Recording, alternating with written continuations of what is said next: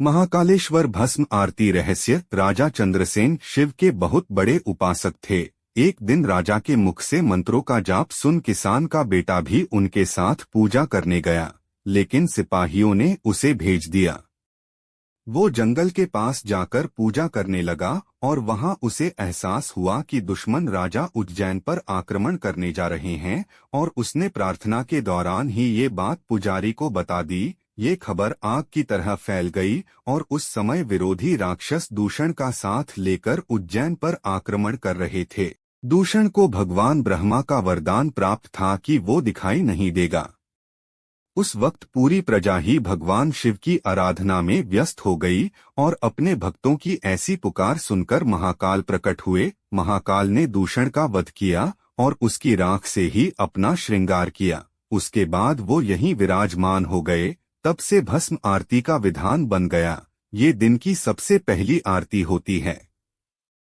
शिवपुराण के अनुसार कपिला गाय के गोबर के कंडे के साथ शमी, पीपल, पलाश, बेर के पेड़ की लड़कियां, अमलतास और बरगद के पेड़ की जड़ को एक साथ जलाया जाता है। इसके बाद ही वो राख बनती है, जिससे हर सुबह भगवान शिव की भस्म आरती होती है। दरअसल महाकाल का शिवलिंग तब प्रकट हुआ था जब एक राक्षस को मारना था। भगवान शिव उस राक्षस का काल बनकर आए थे और साथ ही साथ अवंती नगरी, अब उज्जैन के वासियों के आग्रह पर महाकाल यहीं स्थापित हो गए। ये समय यानी काल के अंत तक यहीं रहेंगे, इसलिए भी इन्हें महाकाल कहा जाने लगा।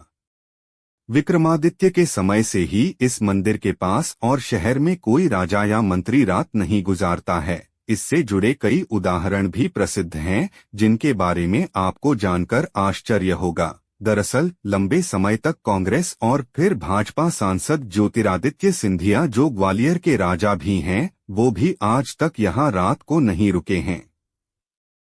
इतना ही नहीं, देश के चौथे प्रधानमंत्री मोरारजी देसाई भी जब मंदिर के दर्शन करने के बाद रात में यहाँ रुके थे, तो उनकी सरकार अगले ही दिन गिर गई थी।